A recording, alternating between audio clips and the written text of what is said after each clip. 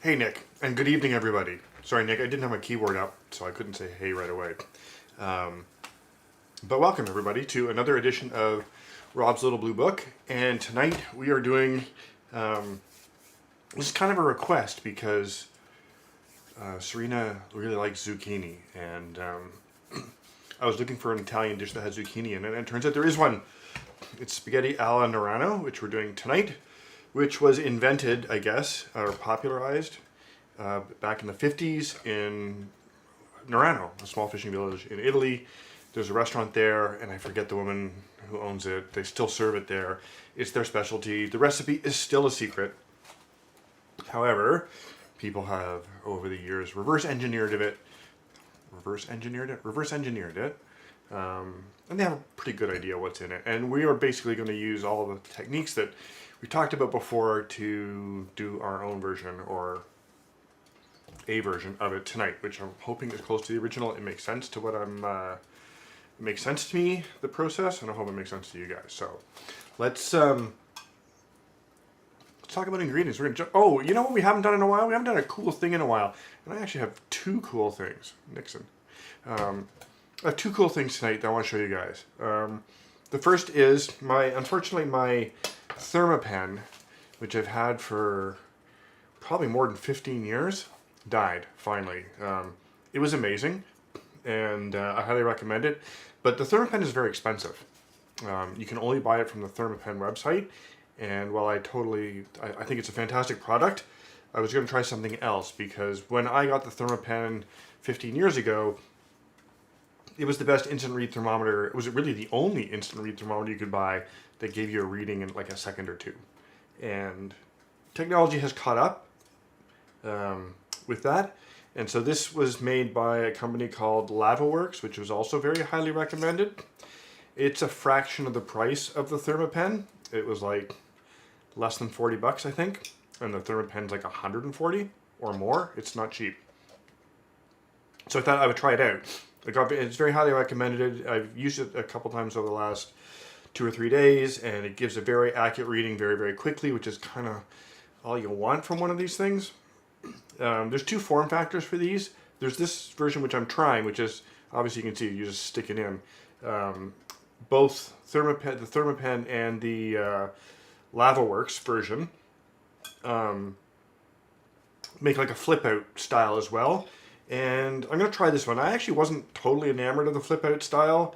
It always seemed a little awkward to use. It's convenient for storing. It didn't have this like extra thing you had to put it in. So I figured I'd try this out and let you guys know. So far I'm pretty happy with it. I mean, it does what it's supposed to. It's kind of all you can ask in a kitchen thing. And you only need one of them. So there you go. The first cool thing. The second cool thing I got, because we were doing pasta again. And as you guys know, you really want... Stabby pen, yes, it's a stabby pen. I haven't stabbed myself with this yet.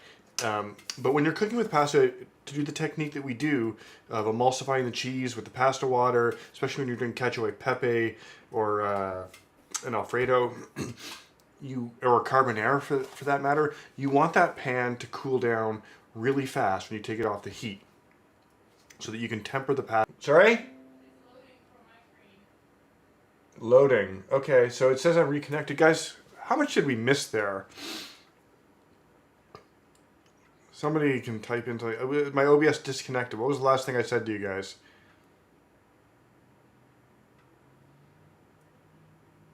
Alright, well, we're just going to wing it. Did we get through the whole cool first thing? Was I just talking to myself? Okay, the second cool thing. Okay, well, that's we didn't lose too much then. Thanks, Rebecca. Hey, Paul. Yeah, hey, Paul. Yeah, I was talking about how much I like my little brother. Okay, so the second cool thing was the pan, and I was trying to explain that you want a pan when you're doing these pasta dishes to... Yeah, I don't know why that is. I've got...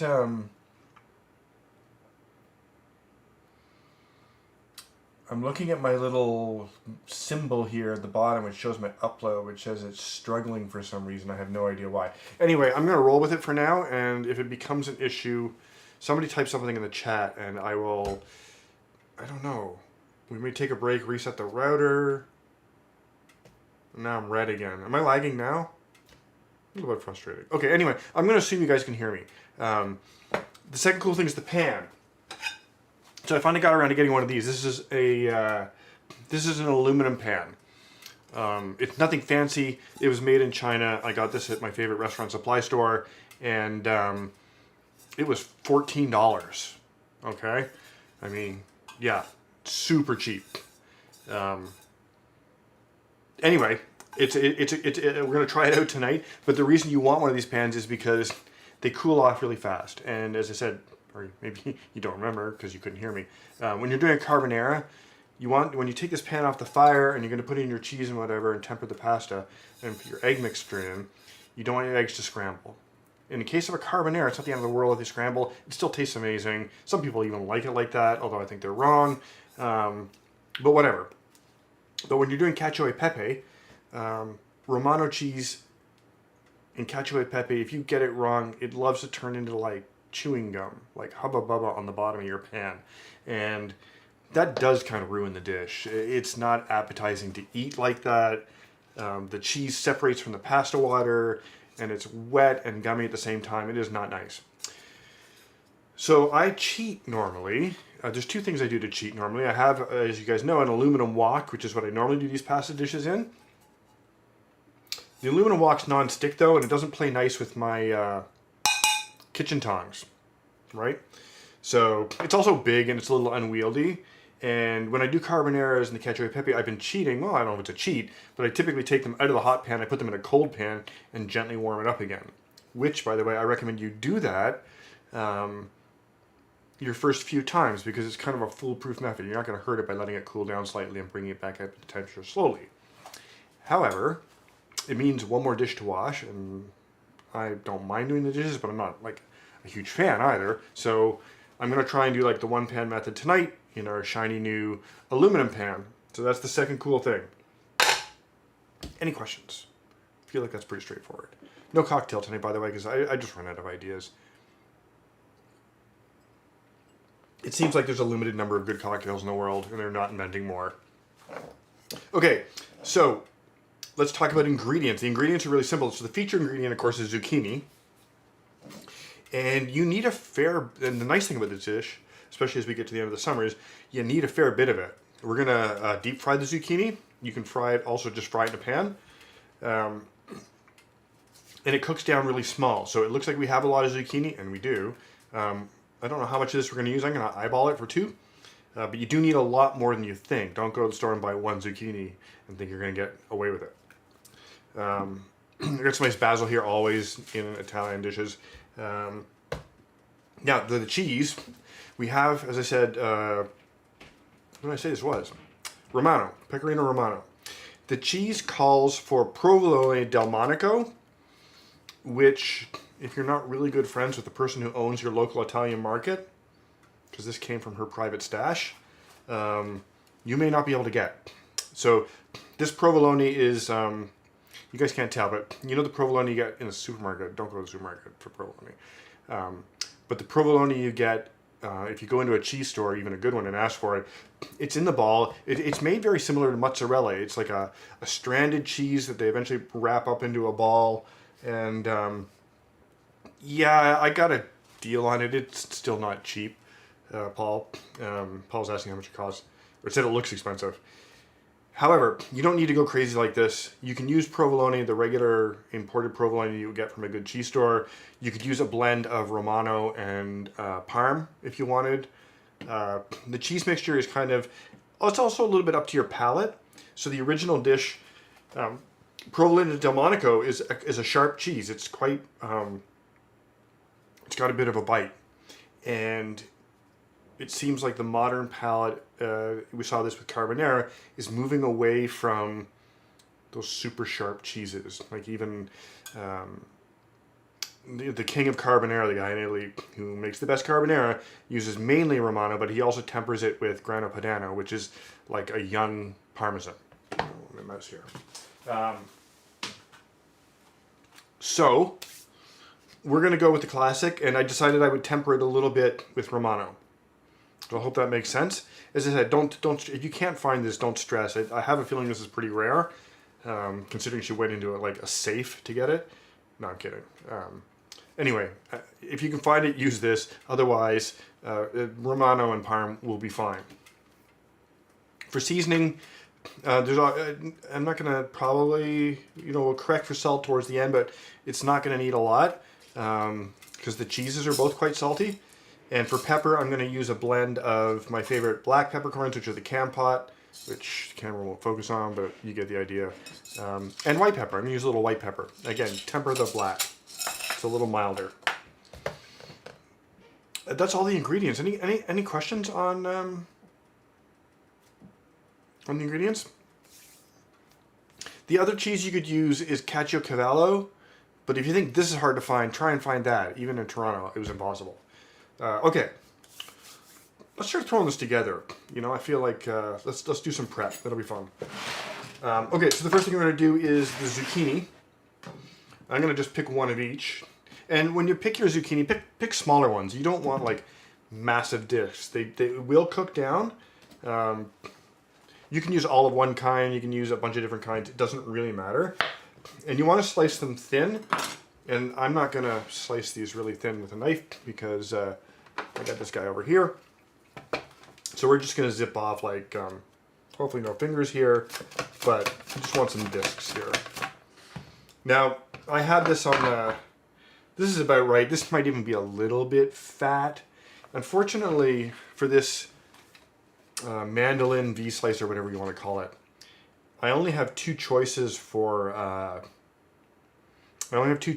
thickness. So I have a thick side. If I take this out and flip it over, I get thin. Let's see what thin is, by the way. The problem is neither, that's going to be too thin-ish. I don't know, what do you guys think? What do you guys think? I got like two thicknesses here. I'm feeling like I'm really torn because this is the annoying thing. I used to have a Ben Reiner, like the little mandolin, and I'm torn because that one was infinitely adjustable, and the size I want, this is one of the reasons I don't like this thing, what the size I want is exactly in between, and I think I'm going to go with, yeah, medium thick. I know, but I got thick and thin, right? I'm going to go with thinner, and I'll explain why in a sec. I do have a reason. The plates aren't in the oven. Thank you for reminding me. Give me a sec. Plates in the oven. I can't believe I forgot that. Like, geez. Okay, I'm going to go with the thin, and I'll explain why. Because, Spencer, I think you're right too. You really, ideally, you want to do this the day before. You want to deep fry your zucchini or fry your zucchini the day before. So let me just zip up some thin guys here. By the way, be very careful when you use these. Always use the hand guard. The blades are extremely sharp, and you really don't want to run your fingers over it. And I feel like that's the right thickness, so I'm going to get rid of these guys. Sorry, zucchini. We'll take a green one here. So the reason I want to do them thinner is, yeah, I know, but you know what? These are long. Like I'm not really getting close to the blade, and I do use the hand guard if I'm doing something that I feel like my hands are going to get close to the blade. The reason I'm doing thin is because ideally you would fry these up and then put them in the fridge covered with saran wrap overnight. For some reason, they are better the next day. I couldn't really find out a reason why. I'm answering your question now, Paul. I actually couldn't find an exact reason. One of the reasons was because you actually don't want these crispy. You'll see when we prep this up, you kind of want them to fall apart a little bit. So that's the only reason I could find. People are protective of this recipe. A lot of it is guesswork. I lucked out and found I found a video that was literally shot. It was shooting a Michelin star chef in Nerano on a cell phone. It was just cell phone footage of him just talking about the dish in Italian, and I kind of got a rough idea of what he was talking about. So anyway, let's just do this. I have no idea what this little green one is, but I thought it was cute, so we're going to put some of that in too.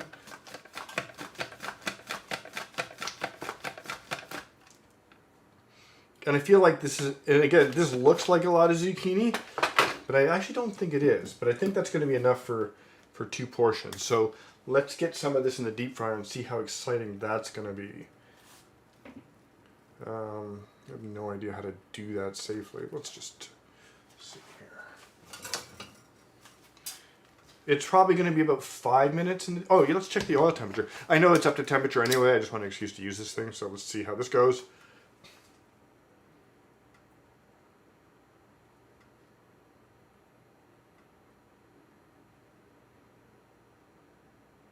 So oil is very hot, probably hotter than I want it. So let's just see how this goes.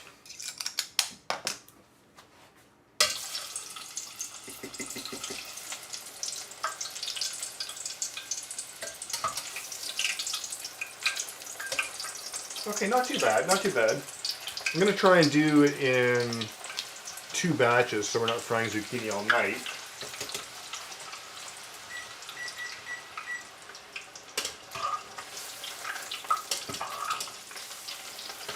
Okay, so in answer to your unasked question, what kind of oil should you use to fry these in? I saw it done a whole bunch of different ways. A neutral oil sounds like it's the best way. Don't use olive oil for this. If you do use olive oil, you should use a lighter tasting olive oil because the flavor is very, very strong of regular olive oil. And this is kind of a delicate dish. You know, you got these beautiful zucchini. You don't want to like stomp all over them with like a really heavy flavored olive oil. Okay, so that's cooking. Don't need this guy anymore.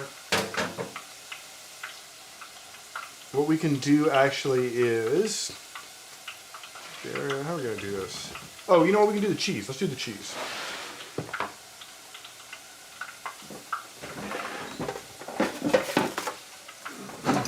Okay, as I said, we're going to use 2 cheeses tonight.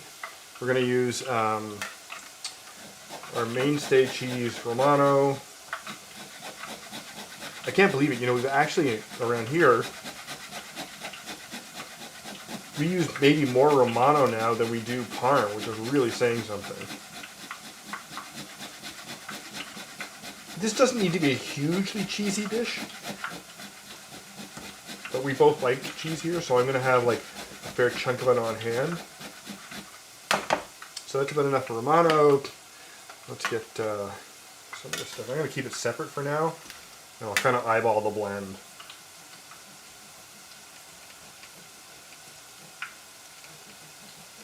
If you do get store-bought, not store-bought, like if you do get regular provolone, it's not quite as hard as this stuff, and it probably won't grate very well on a microplane. So just doing it like on a regular cheese box or whatever. You do want a pretty fine grate though, because you need it to melt into the sauce. You'll see when we get there. This smells amazing.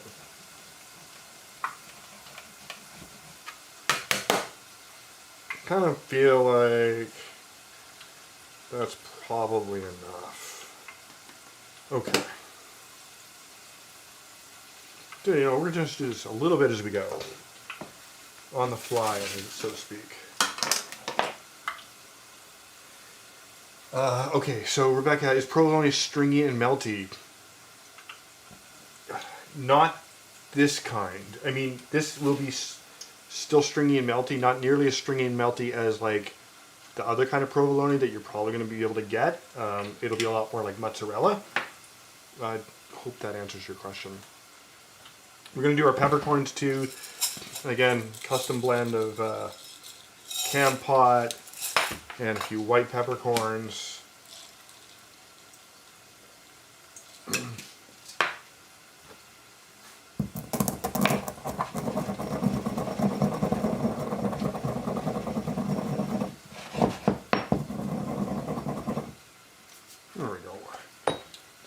those now. Love the smell of fresh pepper. One of these days, though, we'll have the technology for like smell-o-vision or whatever, so you guys can smell all these amazing things.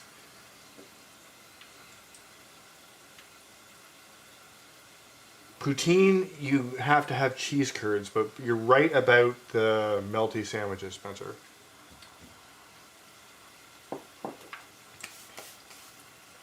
Okay. Oh, my things are ready.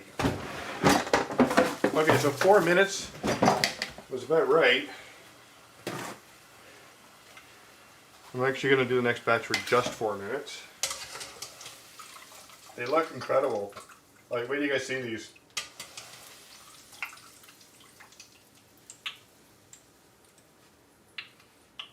Really happy with, there you go. Really happy with the way these turned out.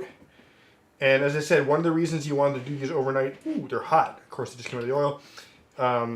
Do them overnight is you don't want them crispy, but these actually aren't crispy. But they're beautifully brown.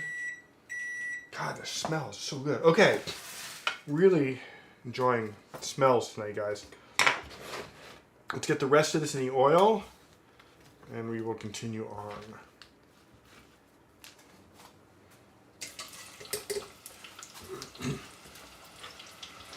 We can put the water back on, probably.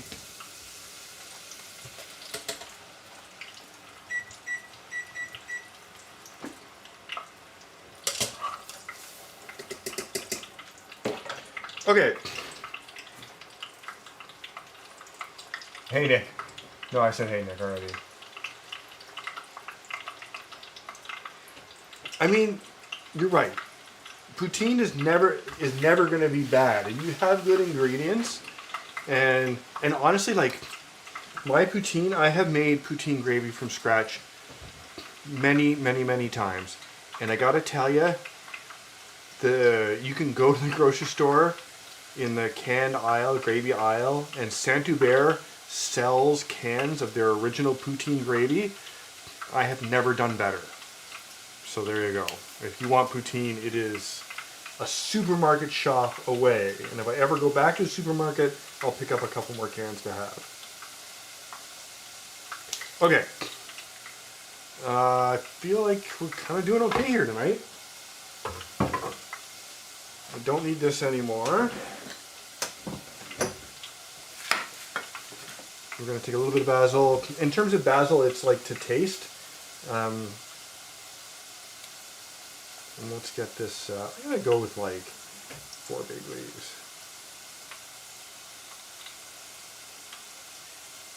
Spencer, you will have to send me a link to what the hell that is, but I am happy to do that. Somebody write that down because I won't remember. Okay. Actually, don't need this cheese on it. So these actually just go straight into the pan with the other stuff in a sec. Now here was another thing that was very divisive when I did my research for this dish. Most of the recipes I saw. Oh, by the way, the reason this dish is so popular right now is this is Stanley Tucci's favorite pasta dish, and he popularized it on his show, which he does for CNN, called Something or Another. Okay, Spencer, I'll get on that. That sounds amazing. And I have never seen his show, but apparently this was a transcendent dish for him. So that's why it's so popular. We don't watch the show here because it's sponsored by Nestle, and generally don't associate with companies that employ slave labor and all the other kinds of horrific things they do, which probably every corporation does. Nestle just is really bad at keeping it a secret. Anyway, I haven't seen the show, but we like Stanley Tucci. We don't like Nestle. And anyway, a lot of the versions I saw started with olive oil in the pan. However, the secret cell phone video I saw, the guy started with butter. And one of the other people I saw who did some research on the recipe said that they watched the original people make the dish, and the guy put in like he put in like a teaspoon of butter. And the reason he did that is because he didn't want to make the dish without it. But there's no way a teaspoon of butter makes the dish. So I'm going to eyeball the butter and use as much as I think is about right, which is this much. This is about 40 grams of butter for 2 people, I guess. Seems about right. And we're just going to... So everything now happens not slowly, but gently. Ideally, for your first time, do this over like a bain-marie. So do this over a double boiler. You guys all know what a double boiler is, right? Like you put the pan over a pot of boiling water. Much easier to do at home, way more forgiving. I'm hoping this goes okay.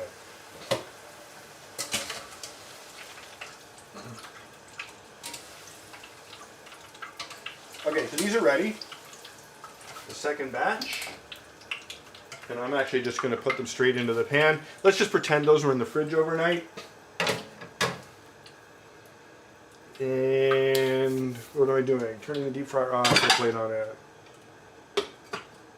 My deep fryer doesn't have a lid, so I always put a plate on the top, otherwise the kitchen fills up with oil in the air and it's actually quite annoying. Alright. So we got our butter very, very slowly melting in our fancy new pan. I'm going to add... Where'd my basil go? Oh, here it is. Tear up some basil. Again, basil to taste, I really like it, and this is nice fresh basil. It's not as fresh or as nice as the stuff my aunt and uncle dropped off the other week, which I used up in just about everything over the course of 2 days, which was wonderful. But let's just get this going too. Let's put our pasta down, because that's going to be like, I mean, this is 160 grams of pasta roughly. Oh, we'll talk about the pasta in just a sec. Let me get this in. What do I want here? Okay. So, we've talked about pasta a couple of times over the last couple of weeks, and different qualities of dried pasta. This brand, which is what I used... What did we do last week? We did a pasta dish. I think I used this last week. I've used it twice now. Mamma Nuccia spaghetti. So they make different shapes. This is the spaghetti, of course. It was $7. Is it worth it? Absolutely 100% totally worth it. It is my new favorite pasta, and I just don't see the point in using cheaper pastas than this. I know maybe $7 for a pound of pasta seems like a lot. It doesn't to me, but I get it. It's still worth it, because I mean a regular box is $3 or $4. Spend the extra, totally worth it. All right, let's see how this is doing here. And again, we want to keep this super low, super low.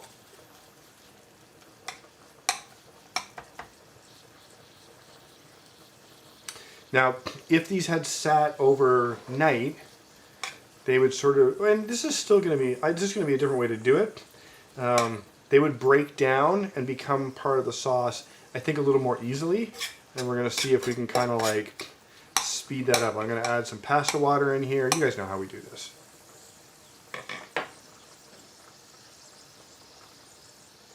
I'm going to start a little bit with our pepper here. Our pepper mixture. The other thing that a lot of dishes called for, which I'm not using tonight because I think it's wrong, is garlic. Garlic's a wonderful thing. I think in this particular dish, it is too much of a flavor. If you like garlic in your pasta, I could see like smashing a clove and putting it in this part of the process and taking it out later. I'm not convinced it's right for this. And since nobody knows the true recipe, I'm going with my gut on this one.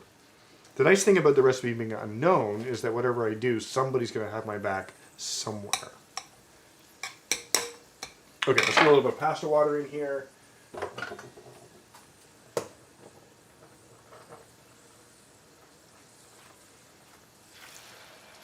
And we can start creaming this up a little bit.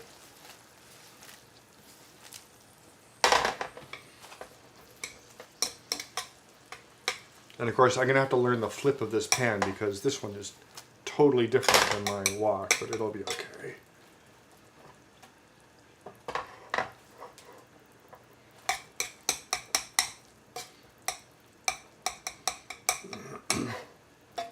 And we're just going to let this warm up. Okay, any other questions?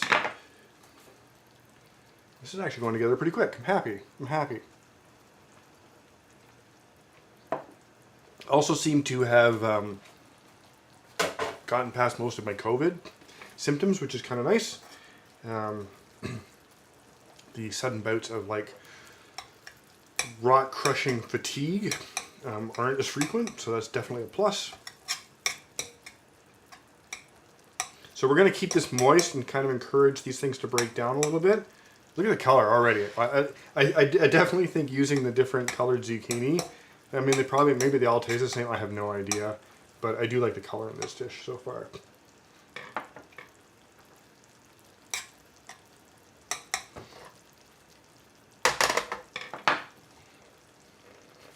Whoa!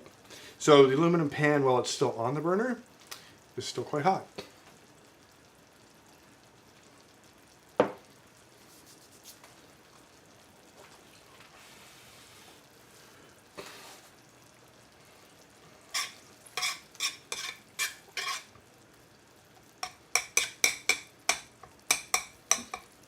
All right.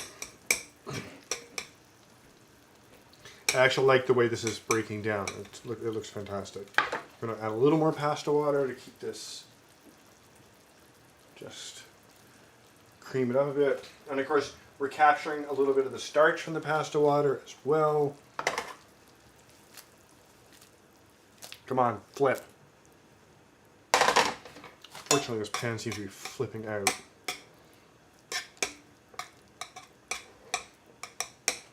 We'll see how it handles with spaghetti in it. That'll be the real test.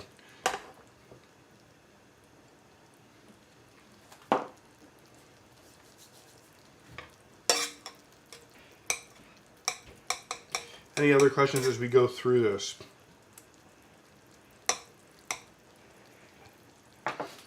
Because we have 4 minutes and 44 seconds exactly to talk before we throw the pasta in. Don't need my basil anymore. Yeah, this one goes together pretty easy, guys. It smells incredible. I don't know, maybe my sense of smell's coming back post-COVID, but everything in this kitchen smells amazing tonight.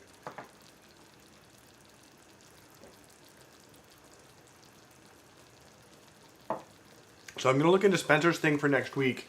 This is why, guys, you don't reach, I don't know if you can see that. Don't reach over the pan for your wine. It's not bad. I'm going to have a mark. Be careful in the kitchen. Let's talk about next week, though, because this needs a little more water. Spencer's idea is great, and I love everything about the sound of that dish. But I had also... So maybe Rebecca will have to check that out and see what this is about, because it sounds really, really good. The other thing I had in mind for next week, which we haven't done in a little while, is getting back to some Asian stuff. I was looking through my notes, and we haven't done sweet and sour anything.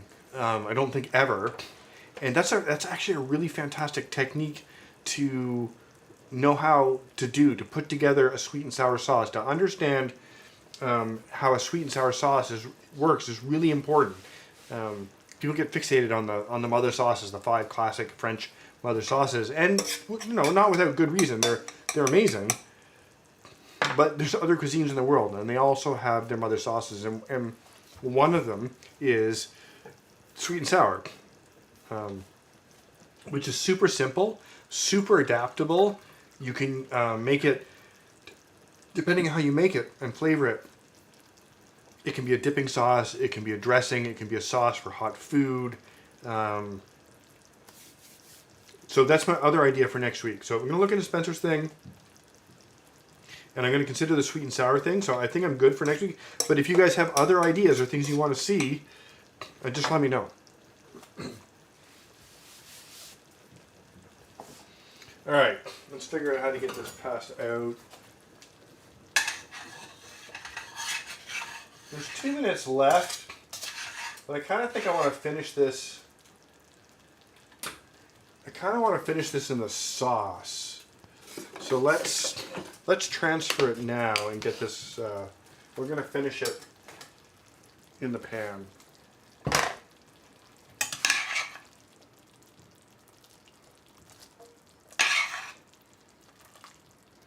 And I'm just throwing it. It's pretty wet. That's okay because I actually want this pasta water.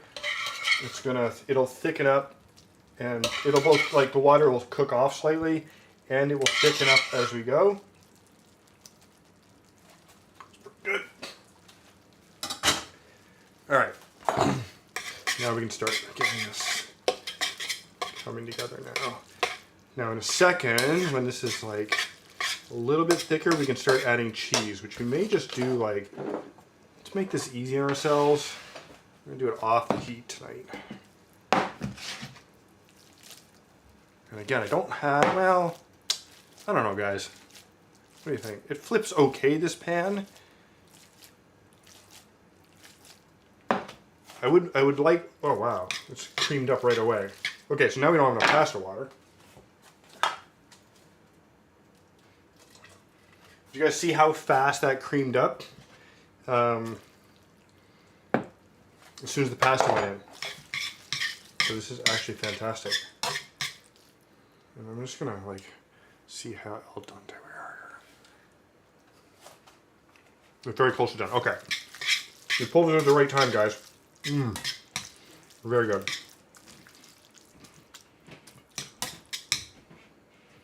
Oh, is the craving bad? I'm sorry, I'll try and, forgot about the mic. Let's see if this works. Better?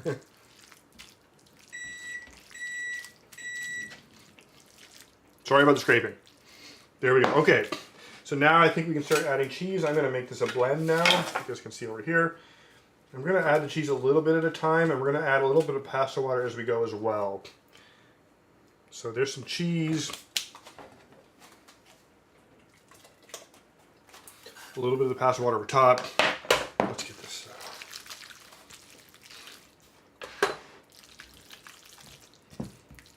Again, we want to keep our heat very, very moderate here. We do not want this cheese to get stringy on us. And already it looks pretty good. A little bit hot, a little bit of pasta water. So again, I want to keep this very moderate temperature. Do this off the heat or over a double boiler.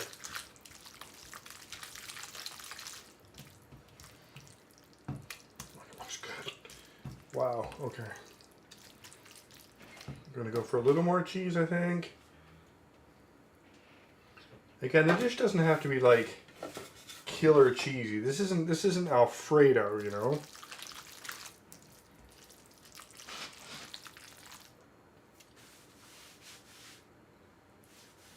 Really? I mean, I guess that's the advantage of having a good mic. I don't think we're going to need more heat. Give us a couple of flips. Oh wow, it's coming together instantly. Very, very happy with this. Hope you guys can see the color. Don't need the cheese anymore. I think that's enough cheese. I think we can plate this. I think we're good to plate. Wow, quick tonight, guys. Let's just clean this up a little bit.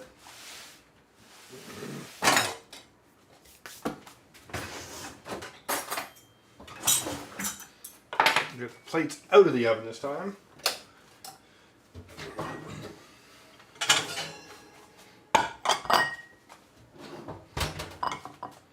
Okay, these are really hot tonight. Oven up a little. Now, hang on. Okay, so the one thing you want to be careful about, plates in the oven is great and all that. you don't want it so hot that it's gonna break your cheese sauce when the pasta goes in. I think we're gonna be okay though. So let's get this plated up.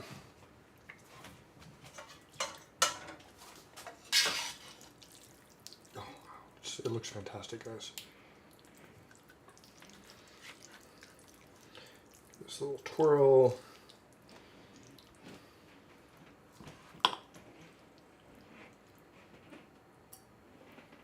I'm going to top this guy with a little bit of zucchini, color. Managed to stay. Clean up the plate a bit for presentation. So I'm actually going to leave that one out for you guys to have a look at because I like the presentation. Let's get this one out. And Serena's probably hungry, so let's get this out to her.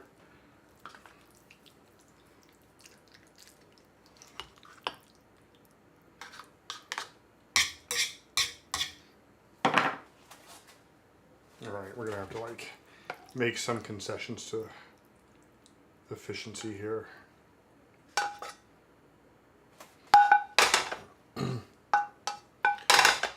Okay, I feel like a little basil leaf on this will be nice. Give me one sec, guys. I'll be right back.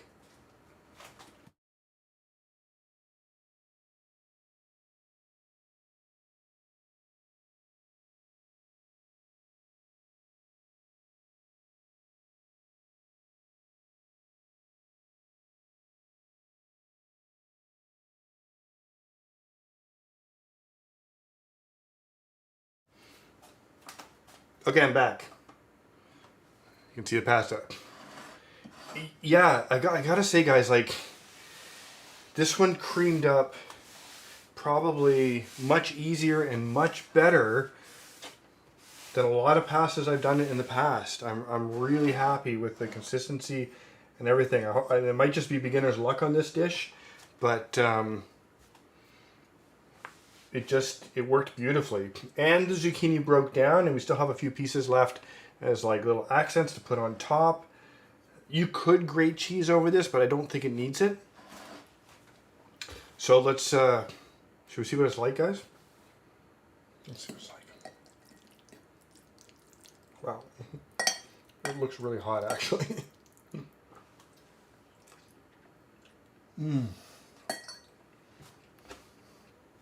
Wow.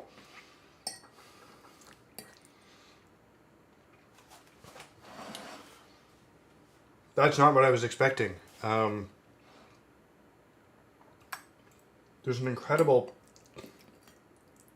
depth of flavor to this that seems to just come all from the zucchini.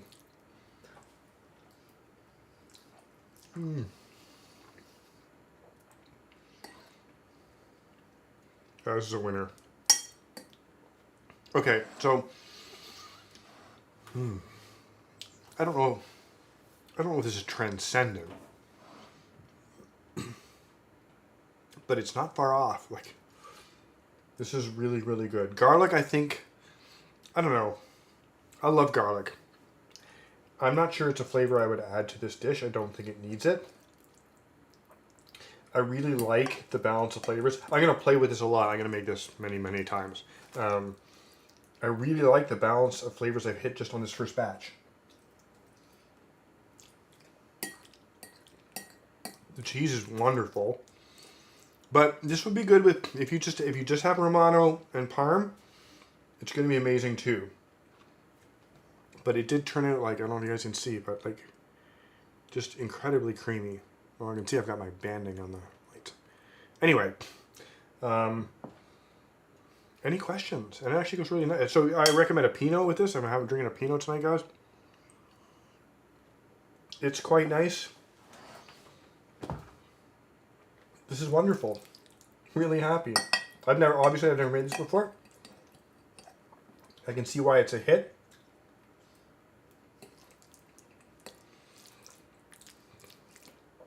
Yeah, it's just great. Very, very happy. All right, guys. Well, kind of a short night. It's only, I got 7:45. So this is definitely something you can throw together in no time at all. Especially if you have your zucchini ready to go from the day before, like you probably should. I think the consistency of the zucchini is incredible in this dish. I'm going to try the day before thing because some really knowledgeable chefs said that was important, so I'm definitely going to try that. But I got to say, like, as a on the spot dish, I'm not unhappy.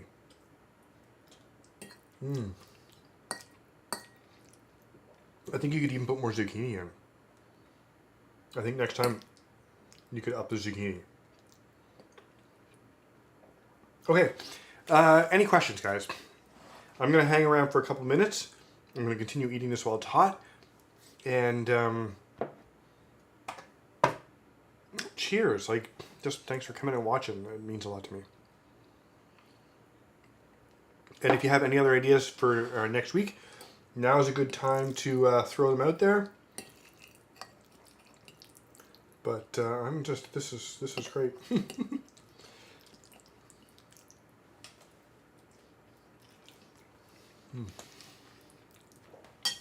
I like a win now and then, you know. I was thinking earlier this week that it's been... Thanks, Nick. I'm glad you could too. I was thinking earlier this week, it's been a long time since I've added a dish to the Little Blue Book, and I think that's the way it goes. Like, you know, you start off and you're going to add a few things, all your favorites, relatively quickly, but, you know, by definition, additions to your Little Blue Book should be special, and they're not going to be that frequent. Then having said all that, I don't even... Here, I'm curious. I'll be right back, guys. I'm just grabbing the Little Blue Book. Since we're talking about it, let's go back.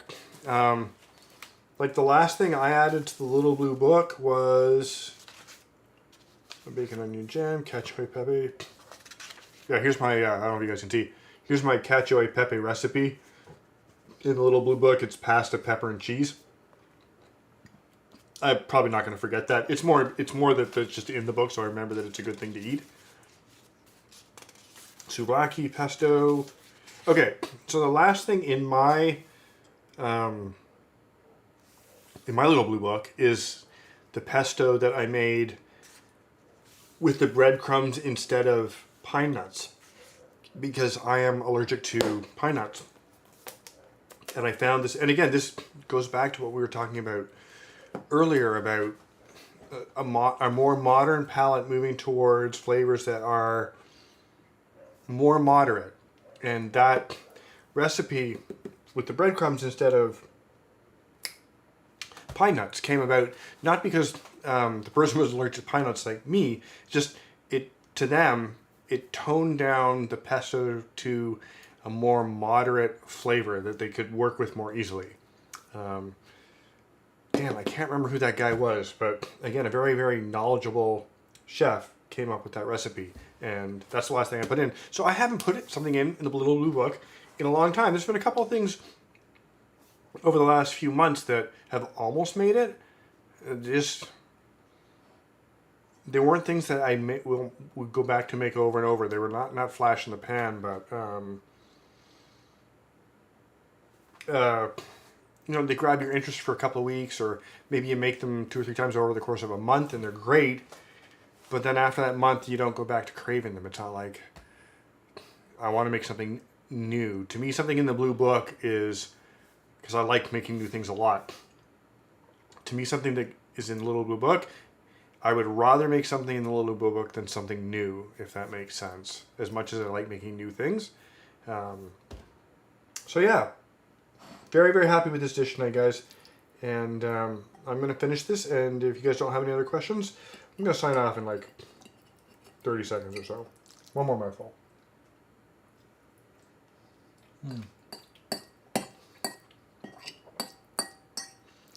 Yep, that's a winner. I'm not going to say this one straight into the Little Blue Book. I'm definitely going to play with it, but I have a feeling this is a pretty good candidate. So anyway, next week, guys, I'm going to look into Spencer's idea because that sounded really, really good. And I love street food. And that sounds street foody. I also want to show you guys the sweet and sour technique because that's so widely applicable and everybody has the ingredients for that in their home. And it's just a fantastic flavor base to work from. So it'll be one or the other. In any case, everybody have an amazing week, and I'll see you next time.